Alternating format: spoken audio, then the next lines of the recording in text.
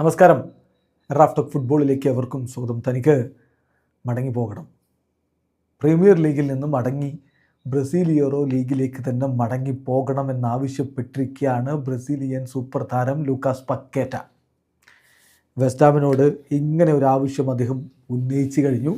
ഫ്ലെമിംഗോയുമായിട്ട് അദ്ദേഹം already personal ടേംസൊക്കെ agree ചെയ്ത് കാത്തിരിപ്പാണ്. ഇനി ബാക്കി കാര്യങ്ങൾ വെസ്റ്റാം വേണം തീരുമാനിക്കാൻ.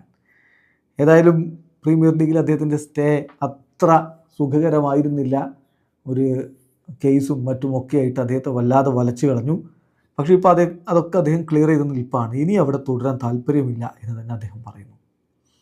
ഫബ്രിസിയോ റൊമാനോ അദ്ദേഹത്തിൻ്റെ നിലവിലെ സ്റ്റാൻഡിനെ കുറിച്ച് കൃത്യമായിട്ട് റിപ്പോർട്ട് ചെയ്യുന്നുണ്ട്. ഫബ്രിസിയോ പറയുന്നു, ലൂക്കാസ് പക്വേറ്റ വെസ്റ്റാമിനെ ഇൻഫോം ചെയ്തിരിക്കുന്നു, അദ്ദേഹത്തിന് ഫ്ലെമിംഗോയിലേക്ക് ജോയിൻ ചെയ്യണം. വെസ്റ്റാം വിട്ട് ഫ്ലെമിംഗോയിലേക്ക് ജോയിൻ ചെയ്യണമെന്നുള്ള തൻ്റെ താല്പര്യം ലൂക്കാസ് പക്വേറ്റ ക്ലബിനെ അറിയിച്ചു കഴിഞ്ഞു.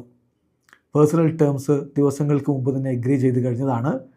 ഫ്ലെമിംഗോ പുതിയ ടോക്കുകൾ, അതായത് വെസ്റ്റാമുമായിട്ട് ഇനി വരും ദിവസങ്ങളിൽ ചർച്ചയ്ക്ക് ഫ്ലെമിംഗോ തയ്യാറാണ്.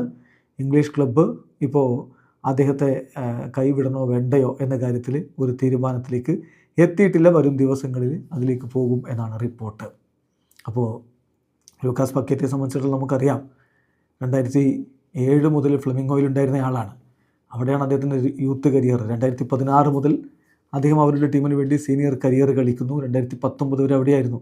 അതിനുശേഷം AC മിലാനിലേക്ക് പോകുന്നു, പിന്നെ ലിയോണിലേക്ക് എത്തി.